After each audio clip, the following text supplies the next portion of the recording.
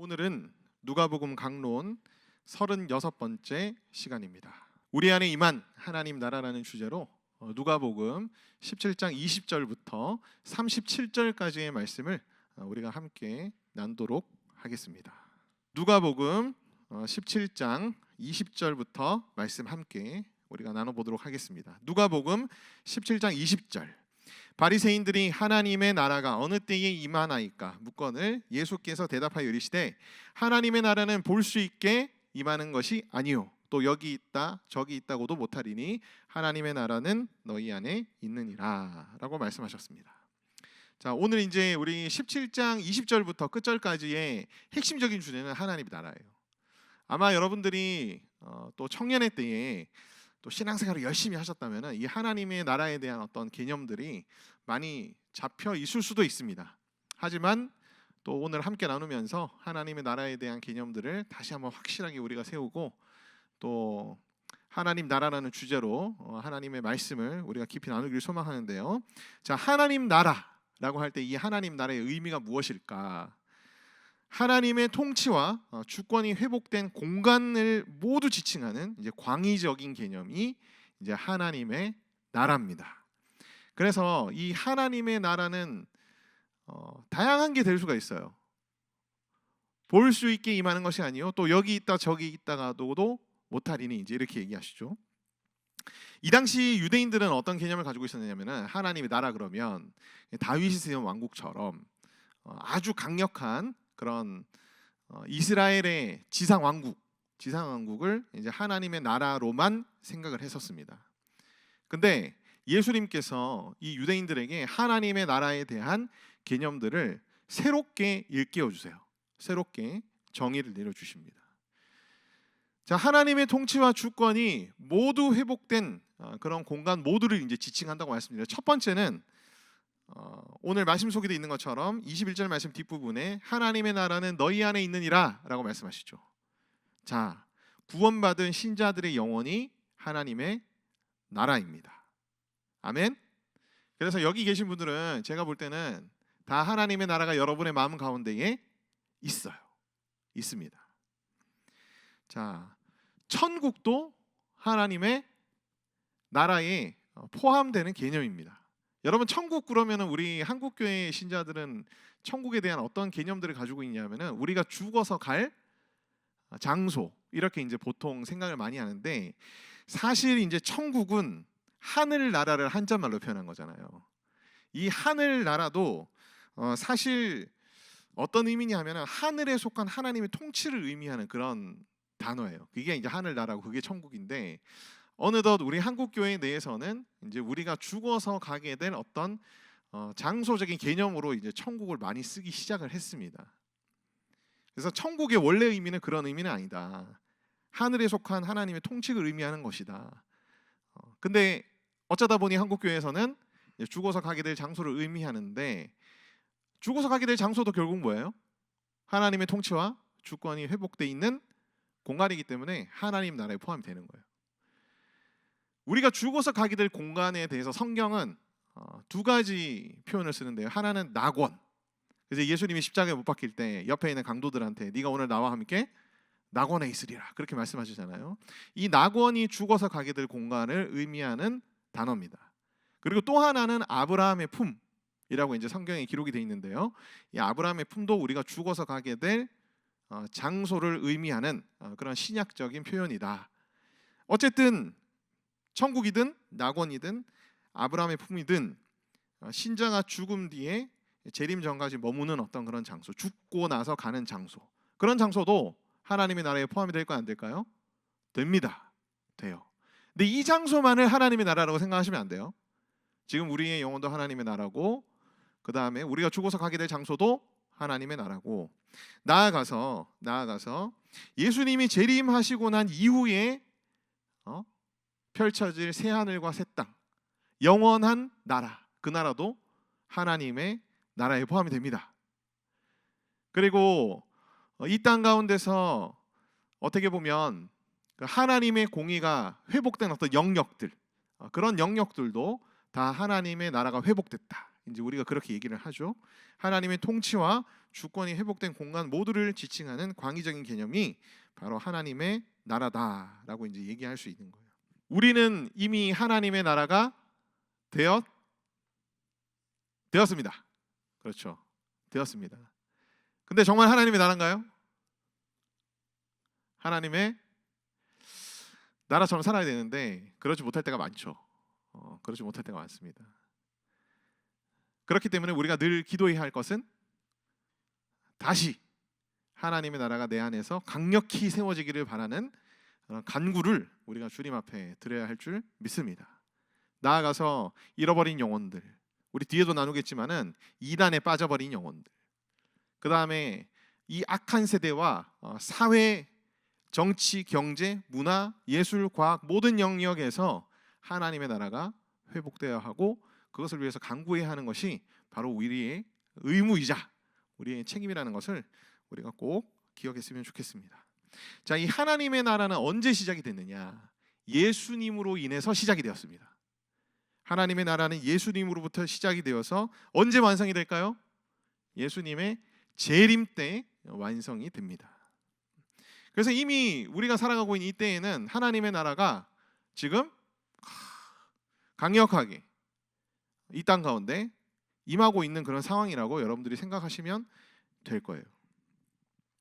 나라가 세워지면 일단 통치력과 주권이 미치는 영역에서부터 이제 나라가 시작이 되고, 그 다음에 주변 영토를 이제 정복하고 확장해 나가면서 결국엔 모든 땅에 그 나라의 통치력과 주권이 이제 미치는 거죠. 지금 이제 우리가 살고 있는 이곳이 바로 그러한 과정 중에 있다는 거예요. 근데 영적인 부분까지 우리는 다 봐야 되겠죠. 영적인 부분까지. 그래서 육적으로나 영적으로나 이 하나님의 나라가 지금 확장 국면에 있다. 이 땅 가운데서는 교회를 통해서 하나님이 특히 하나님의 나라를 확장시키고 있다라는 것을 여러분들이 꼭 기억하시기를 바랍니다. 자, 나아가서 이제 제자들이 하나님의 나라에 대한 또 다른 관점들을 가지고 예수님께 이제 질문을 하는 것을 우리가 볼 수 있어요. 누가복음 17장 22절 말씀에 보면 또 제자들에게 이르시되 때가 이르리니 너희가 인자의 날 하루를 보고자 하되 보지 못하리라. 자, 인자의 날 하루라는 표현이 있습니다. 인자의 날 하루. 뜯어서 이제 우리가 좀 생각해 보기를 원하는데 먼저 인자. 오늘 이제 우리가 성탄 기념 집회잖아요. 성탄절이고 이제 크리스마스가 이제 성탄절이 이틀 후입니다. 그렇죠. 이 인자와 굉장히 관련돼 있는 그런 날이 성탄절이에요. 자, 우리 누가복음 강론 10번째 시간에 이 인자에 대해서 함께 나눴습니다. 하지만 그때 못 오신 분들도 있고 또 우리는 망각의 동물이기 때문에 다시 한번 이 내용을 살펴보기를 원하는데, 인자가 우리 한자말로도 사람 인자 아들 자자로 쓰였기 때문에 사람의 아들, 영어로도 son of man이라고 돼 있기 때문에 이 인자를 우리가 사람이신 예수님의 인성을 의미하는 단어로만 생각하기 참 쉬운데요. 근데 이 인자라는 단어는 예수님의 인성만을 의미하는 단어는 아닙니다. 예수님의 인성을 포함해서 예수님의 신성까지를 함께 드러내는 단어가 바로 인자라는 표현이에요. 구약에 예언된 메시아, 구원자에 대한 명칭이 바로 인자로 표기되어 있습니다. 다니엘서 7장 13절에 보면은 인자와 같은 이가 하늘 구름을 타고 와서 옛적부터 항상 계신 이에게 나아가. 7장 14절 영원한 권세자, 영원한 그의 나라, 영원한 통치자 얘기하면서 인자라는 표현을 씁니다. 그러니까 신성을 소유하고 계신데 그분이 사람으로서 오셨기 때문에 인자라는 단어를 쓴다는 거예요. 그래서 성경 신학적으로는 예수님의 참 사람 되심, 인성과 참 하나님 되심, 신성을 동시에 드러내는 단어가 바로 인자라는 단어입니다. 하나님이신 사람 또는 이제 사람이 되신 하나님, 우리가 그렇게 이 인자를 풀어서 쓸 수 있는 거죠. 예수님은 하나님이십니다. 예수님이 스스로 자기 자신에 대해서 나는 하나님이라고 말씀하셨어요. 그래서 예수님이 하나님이라는 사실을 우리는 절대로 잊어서는 안 됩니다. 하지만 그 예수님은 우리를 구원하시기 위해서 사람의 몸을 입고 사람과 똑같이 되셔서 우리 땅 가운데 오셨죠. 그 예수님이 이제 인자로서 성경에 등장하는 이유가 바로 그러한 이유예요. 자, 나아가서 인자의 날 하루라는 표현이 있습니다. 자, 인자의 날은 복수형이에요. 그러니까 이제 인자의 날들이죠. 인자의 날들. 예수님이 통치하시고 다스리시는 그 기간 전체를 인자의 날들이라고 여러분들이 생각하시면 됩니다. 그 날들 중에 하루라고, 하루는 이제 단수형이거든요. 그 날들 중에 하루인데, 이 인자의 날들 중에 하루를 그러면 언제를 의미하는 것일까? 학자들이 맥락적으로 또 문법적으로 뭐 신학적으로 이렇게 찾아봤는데 결론은 이거예요. 오늘 이제 맥락 속에 보면은 제자들에게 이렇게 말합니다. 때가 이르리니 너희가 인자의 날 하루를 보고자 하되 보지 못하리라. 그러니까 제자들이 인자의 날 하루를 본다는 거예요, 보지 못한다는 거예요? 보지 못한다는 거죠. 그러면 이 날은 어떤 특정한 날을 지칭하는데 제자들은 볼 수 없는 날을 지칭하는 거예요. 살아서는 볼 수 없는 그런 날. 예수님이 지금 제자들 데리고 계신데 그 제자들은 살아서는 볼 수 없는 날을 지칭한다는 거예요. 그리고 뒤에 이어서 쭉 맥락을 보면은 이 날은 곧 언제를 의미하냐면 예수님의 재림날을 의미한다라고 성경 신학자들은 그렇게 얘기를 합니다. 메시아의 날 중에 메시아의 통치가 완성되는 날, 하나님의 나라가 드디어 완성되는 그날, 그날을 예수님께서는 인자의 날 하루라고 지금 표현하고 계시는 거예요. 근데 이 인자의 날 하루, 예수님의 재림날에 대해서 23절에 보면은 사람들이 막 여러 가지 얘기를 한다고 그렇게 예수님께서 말씀합니다. 어떤 사람들은 저기 있다 하고 어떤 사람들은 보라 여기 있다 하는데 예수님 그 다음 말씀 보면은 너희는 가지도 말고 따르지도 말라라고 얘기하죠. 저기 하나님 나라 얘기하다가 왜 갑자기 재림날이 나왔을까? 예수님이 재림하시고 나서 세워질 그 나라도 무슨 나라죠? 하나님의 나라입니다. 미래적인 하나님의 나라예요. 미래적인 하나님의 나라인데 이 미래적인 하나님의 나라에 대해서 예수님이 교훈을 주고자 지금 이제 인자의 날 중 하루, 예수님의 재림날에 대해서 예수님께서 이제 가르쳐 주고 계시는 겁니다. 예수님이 재림과 관련해서 가르쳐 주시면서 이렇게 말씀하세요. 재림날에 대해서 뭐 이런저런 얘기하는 사람들 많은데 저기 있다고도 얘기하고 여기 있다고도 얘기하고 때를 의미하기도 하고 장소를 의미하기도 하는 그런 표현일 수 있어요. 그러니까 예수님이 어디에 재림하신다. 실제로 그런 이단들이 있습니까? 없습니까? 있어요. 우리나라에도 아주 유명한 그 이단 중에 하나가 피지섬에 예수님이 재림하신다고, 거기에 지금 막 어마어마하게 땅 사고 궁전 짓고 그 이단 성도들을 거기다가 다 이주시키고 거기다 가둬놓고 막 노동시키고 하는 그런 이단이 있습니다. 또 언제 예수님이 재림하신다고 특정한 날을 가지고 예수님의 재림에 대한 잘못된 가르침을 주고 있는 이단들도 있습니다. 또는 사람이 재림주라고 그렇게 지칭하면서 교주죠, 교주. 자기를 경배하고 자기를 믿도록 그렇게 행하고 있는 이단들도 있죠. 예수님께서 그들에 대해서 뭐라고 말씀하세요? 너희는 가지도 말고 따르지도 말라라고 얘기합니다. 그래서 예수님은 인자의 날들 중 하루, 재림날에 대해서 거짓 선지자들의 미혹을 주의하라고 예수님께서 경고하고 계시는 거예요. 여러분 주의하시기 바랍니다. 주의하세요. 제가 초등학교 고학년 때로 기억하는데요. 그 당시에 한국 사회를 정말로 뒤흔들었던 사건이 하나가 있었습니다. 그 시한부 종말론이라 그래가지고 다미선교회라는 그런 선교회가 우리 한국 땅 전체를 이렇게 휩쓸고 다녔던 때인데, 그때 1999년에서 2000년 넘어갈 때, 그때 날짜가 정확하게 언제인지 모르겠지만 그 대충 그 어간이에요. 1900년대 말에 어느 날짜에 예수님이 재림하신다.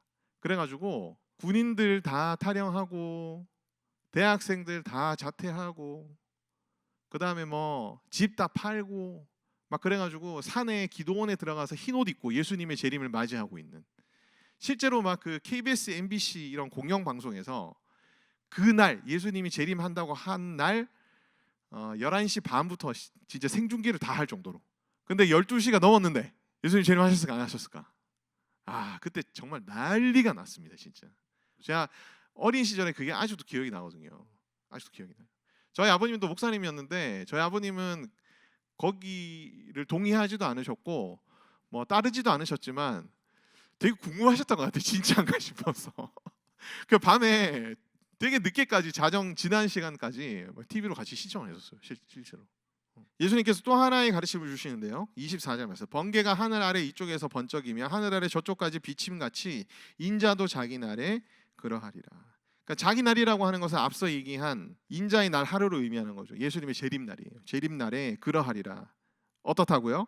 번개가 번쩍이며 비침같이 인자도 그렇게 오실 것이다. 여러분, 번개 치면은 그 번개가 친 지역의 모든 사람들, 아주 멀리까지도 번개가 치는 것을 다 볼 수 있어요, 없어요? 다 볼 수 있죠. 인식할 수 있습니다. 그러니까 모든 사람들이 부인할 수 없고 인식할 수밖에 없도록 예수님께서 재림날 오신다는 거예요. 아니, 지구 반대편에 있는 사람, 예수님이 오시는 그 장소에 지구 반대편에 있는 사람은 어떡합니까? 저도 잘 모르겠는데요. 모든 사람이 알게 예수님께서 재림하신대요. 예수님은 뭐 전지전능하신 분인데 뭐 그거 하나 못하겠습니까? 그렇죠? 그렇게 오신다는 거예요.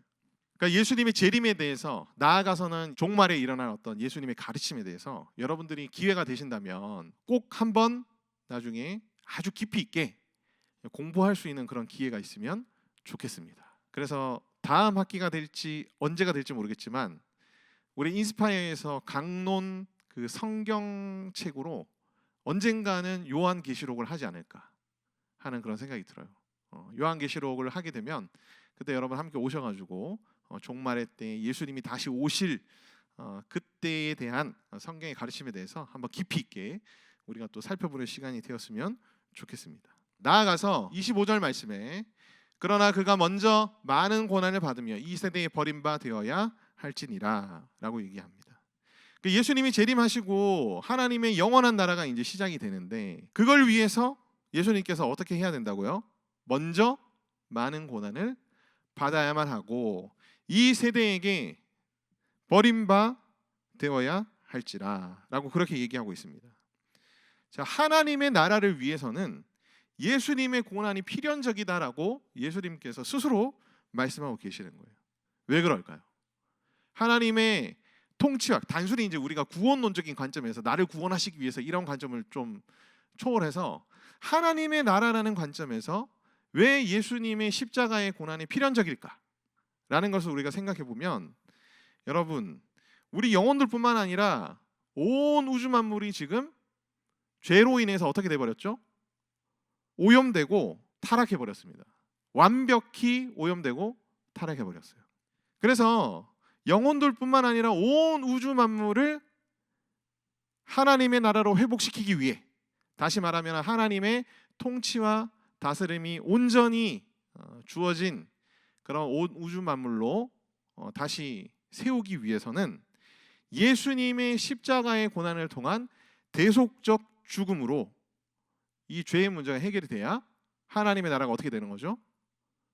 회복이 되는 거예요. 하나님의 나라가, 하나님의 통치가, 하나님의 다스림이 비로소 온전히 일어나기 시작하는 겁니다.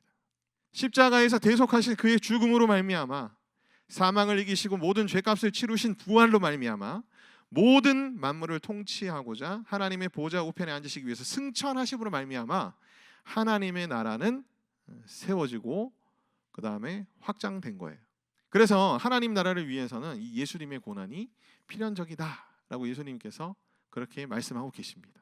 이 세대에게 버림바 되어야 할지라라고 말씀합니다. 이 세대란 예수님을 배척하고 거부하는 모든 세대를 의미하죠. 단지 예수님 시대뿐만 아니라 지금 시대에도 예수님을 배척하고 거부하는 모든 세대가 바로 이 세대에 포함이 될 수 있습니다. 예수님이 재림하시기 전에 모든 세대들 가운데에서 예수님이 버림바 되셨기 때문에 예수님을 따르는 자들도 어떻게 될까요? 버림을 받는 취급을 당하는 거죠. 예수님이 고난당하는 것처럼 예수님을 따르는 자들도 고난을 당하게 됩니다. 예수님이 자신을 따르는 제자들을 향해서 너희를 향한 고난이 예고돼 있다, 그렇게 말씀하고 계시는 거예요. 그러나 우리를 향한 고난은 무엇을 위함이죠?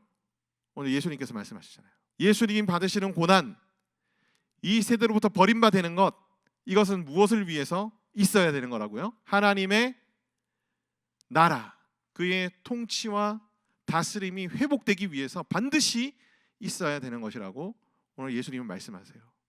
그러면 우리가 이 땅을 살아가면서 그리스도인으로서 받는 수치와 모욕과 조롱과 손해와 어려움들, 모든 것들이 어떤 의미를 가지고 있는 걸까요? 내가 당하는 고난으로 말미암아 하나님의 나라가 회복되는 거죠. 그리고 내가 고난 받을 때마다 주님, 나의 이 고난으로 말미암아 하나님의 나라와 하나님의 통치와 하나님의 다스림이 회복되는 것을 주님 감사합니다. 우리가 고난을 겪을 때마다 그 반응이 이제는 좀 다른 반응으로서 그렇게 주님 앞에 드려지는 예배 되었으면 좋겠습니다. 아멘.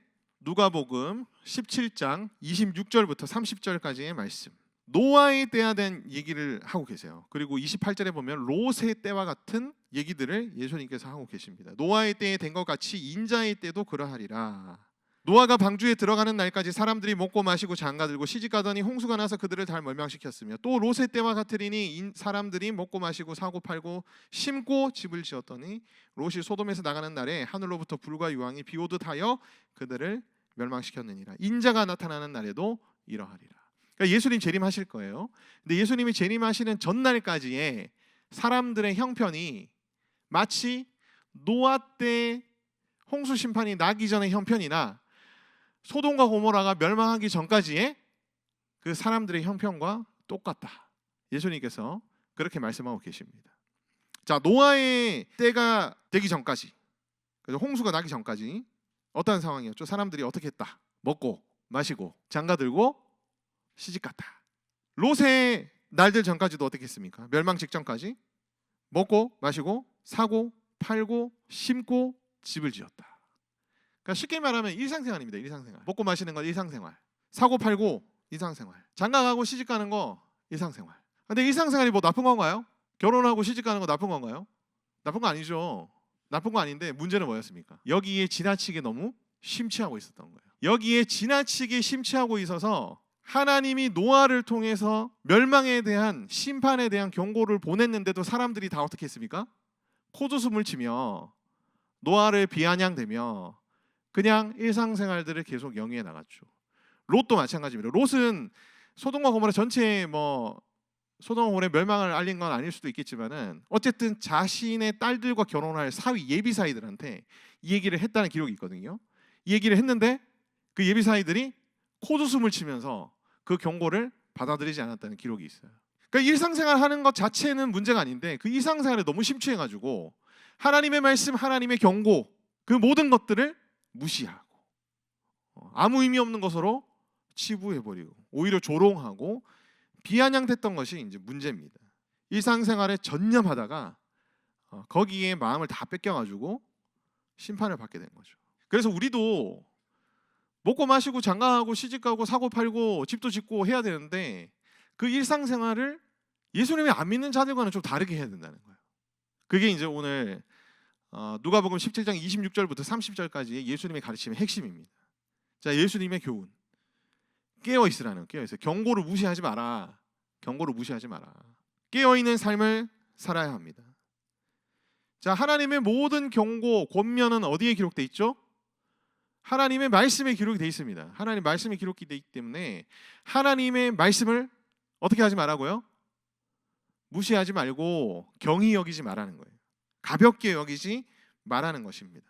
하나님의 말씀 가운데에 구원받은 자로서 합당한 삶에 대한 명령과 가르침을 우리가 준행해야 되는 거죠. 말씀을 읽다가 혹은 듣다가 내 마음이 좀 불편해. 불편한 건 어떻게 해야 되죠? 순종해야죠. 불편한 건 순종하면 돼. 불편한 거는 지금 하나님이 나한테 말씀하고 있다는 거거든. 이렇게 해라, 저렇게 해라. 경고 보내고 있다는 얘기예요. 여러분 요즘에 여러분들을 불편하게 하는 하나님의 말씀들이 있나요? 그 불편하게 하는 말씀이 여러분들을 심판으로부터 벗어나게 해주는 겁니다. 멸망으로부터 우리를 지켜주는 것이 될 수 있어요. 두 번째로 목적이 분명한 일상생활을 우리가 영위해야 합니다. 무슨 목적? 주님과 주님 나라를 위한 목적이 분명한 일상생활을 영위해야 합니다.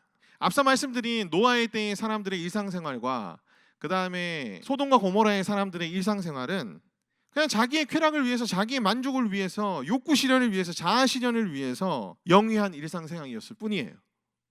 그런데 우리는 그렇게 일상생활을 하면 안 된다. 아멘이십니까? 제가 요즘 이제 몇 년 전부터 건강에 좀 이제 적신호 와가지고 먹는 거를 참 관리하려고 노력을 하는데 참 안 됩니다. 정말 안 돼요. 정말 안 되는데 그래도 예전보다는 훨씬 더 이제 먹는 거에 대한 절제와 이제 조절들을 이제 좀 하기 시작했거든요. 잘 안 됩니다. 그래도 아무튼 잘 안 되는데 하기 시작했는데 제가 이렇게 생각해 보면서 옛날에는 왜 안 했을까?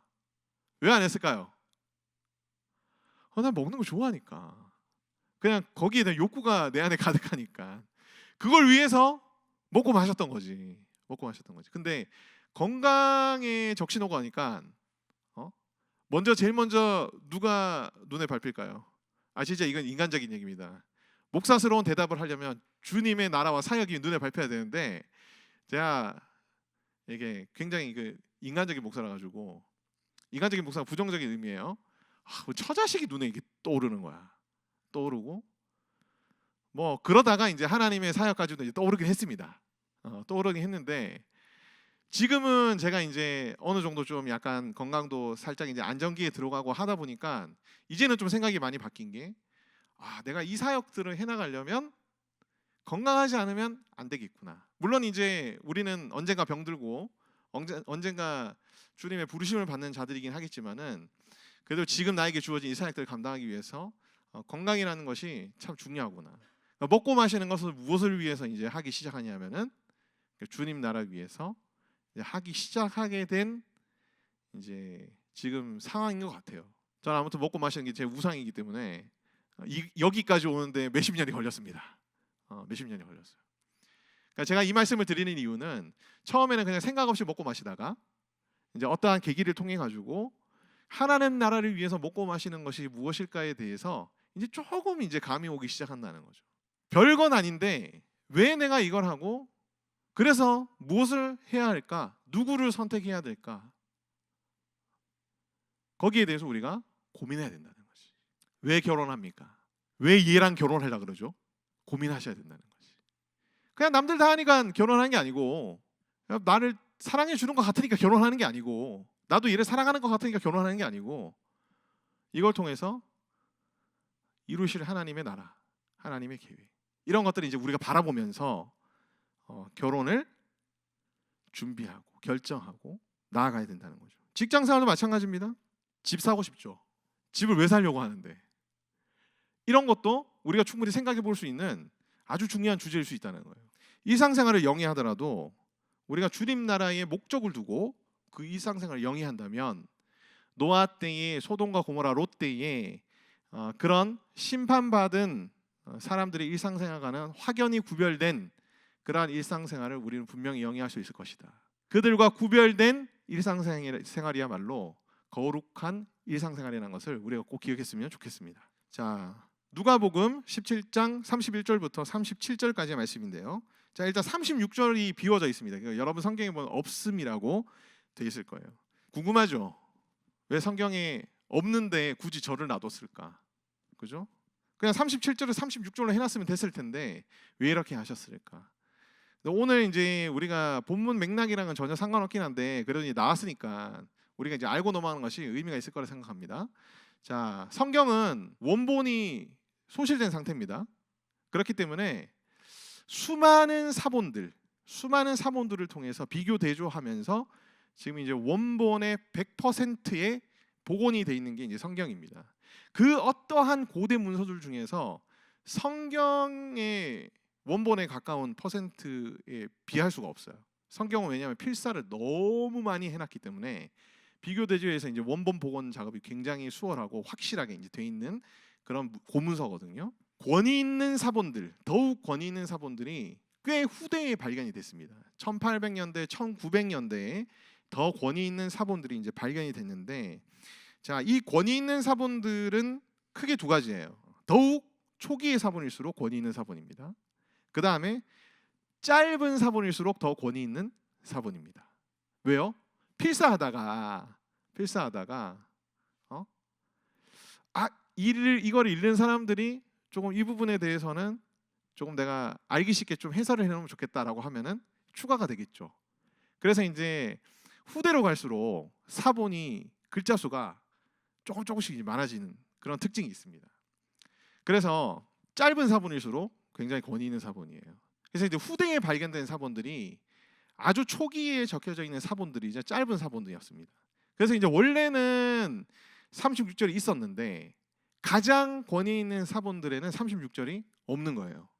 그래서 이제 이 성경학자들이 이 36절을 그냥 없앰으로 표기를 하고 원래 있었던 내용을 이제 삭제를 시키는 겁니다. 중요한 내용도 사실 아니에요. 이거 다 찾아보면은 원래 예전에 어떻게 돼 있는지 알 수는 있거든요. 그러니까 중요한 내용도 아니고 이미 언급된 내용을 다시 부연해서 설명하는 내용인 경우도 많고, 이미 앞뒤의 다른 구절로도 충분히 이제 의미가 전달되는 내용들이 대다수이기 때문에 사실 없음으로, 그러니까 초기에 아주 권위 있는 사본들에는 원래 없었기 때문에 그냥 없음으로 표기를 하는 것이 좋겠다라는 그런 학자들 간의 동의에 의해서 이제 이 없음이라고 그냥 표기를 해버렸습니다. 이것 때문에 뭐 성경에 오류가 있다, 뭐 성경은 믿을 만한 그런 책이 아니다, 이제 이렇게 얘기하는데, 오히려 이것을 없음으로 해놓음으로써 이제 이 성경이 얼마나 원본에 가깝게 이제 복원이 되었느냐를 오히려 드러내주는 하나의 증거가 되는 거죠. 자, 그래서 이제 36절에 없으면 이런 식으로 우리가 정리하고 넘어가도록 하겠습니다. 자, 이 31절부터 37절까지의 내용은 여기 보면은 두 종류의 사람이 나와요. 두 종류의 사람이 나오는데 34절에 보면 하나는 데려감을 얻고 하나는 버려둠을 당할 것이다. 그 다음에 35절 말씀에도 하나는 데려감을 얻고 하나는 버려둠을 당할 것이다. 언제요? 예수님 재림하실 때입니다. 예수님 재림하실 때. 예수님 재림하실 때 구원받은 자들은 예수님께서 데려가실 것이고, 심판받을 자들은 어떻게 할까요? 버려둠을 당할 것이다. 그런 내용이 되겠죠. 자, 근데 버려둠을 당하는 자의 삶의 특징이 이제 17장 31절, 32절, 33절에 나옵니다.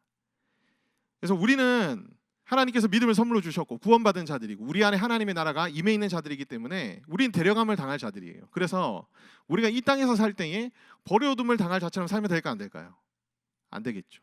그래서 우리는 31절, 32절, 33절에 있는 삶의 모습을 절대로 추구해서는 된다 안 된다? 안 된다. 그래서 두 가지를 우리가 살펴보겠습니다. 자, 첫 번째, 버려둠을 당하는 자의 삶의 특징이 뭐냐면은 소유에 대한 집착이 굉장히 강해요. 소유에 대한 집착이 굉장히 강하다. 예수님의 재림날인데 집안에 있는 세간을 가지러 내려갑니다. 그러니까 집안에 뭐 중요한 게 있었겠죠. 그걸 찾으러 내려간 거야. 그러니까 그 정도로 지금 그런 상황이 아닌데 소유에 대한 집착이 굉장히 강한 거죠. 그 다음에 밭에서 뒤로 돌이켰다, 이제 그런 말씀이 나옵니다. 이것도 역시 자기 소유에 대한 그런 집착이 강한 의미로서 또 쓰여질 수 있는 그런 표현이에요. 자, 소유에 대한 집착이 강할수록 주님을 의존하지 못합니다. 그리고 주님을 위해 헌신하기가 어려워요. 우리는 주님을 위해서 우리의 자신의 것들을 내어놓아야 할 자들이죠. 원래 그건 주님의 것이었고, 그죠? 그것을 내어놓는 것이 주님의 뜻이고, 그래서 우리에게 주신 것이기 때문에 우리는 우리의 것을 주님 앞에 내어놓는 삶을 살아야 하는데, 소유에 대한 집착이 그것을 가로막는 겁니다. 그래서 우리 가운데 특히 이제 소유에 대한 집착이 있는 어떤 영역들이 분명히 있을 거예요. 그런 영역들이 있다면 우리가 주님 앞에 좀 내려놓을 수 있도록 이 시간 기도하기를 소망합니다. 자, 두 번째는 뭐냐면 자기 목숨을 보존하고자 하는 자는 잃을 것이요 잃는 자는 살리라라는 표현이 있습니다. 뭐 순교해라, 이제 그런 의미로도 이제 적용될 수 있지만, 조금 우리가 넓게 이 말씀을 적용해 보자면 안정에 대해서 지나치게 집착하는 거예요. 안전한 거, 안정적인 거, 이런 거에 이제 너무 지나치게 집착을 하다 보면은 문제가 생깁니다. 어떤 문제가 생기죠? 때로는 우리가 주님을 믿고 주님이 말씀하셔서 도전해야 될 때가 있거든요. 모험을 떠나야 될 때도 있어요. 근데 안정에 대한 집착이 강할수록 못 갑니다. 어떤 조건들이 다 갖춰지지 않고서는 갈 수가 없습니다. 제가 원래 이런 사람이었거든요. 저는 계산해서 답이 안 나오면 절대로 안 움직입니다. 안 움직이는데 어떻게 하다 하나님이 굉장히 그런 부분들을 좀 많이 이렇게 깨뜨려 주셨어요. 깨뜨려 주셔서 지금 인스파이어도 하고 있는 겁니다. 근데 깨뜨려 주시니까 너무 재밌어. 너무 재밌어. 예상하지 못한 일들도 막 나오고, 그죠? 그 다음에 또 예상할 수 없었던 난관들도 나오는데 하나님이 정말 기가 막히게 그런 것들을 또 이제 해결해 주시고, 그런 상황들을 경험하면 재밌고 그런 감정들도 들 때가 참 많거든요.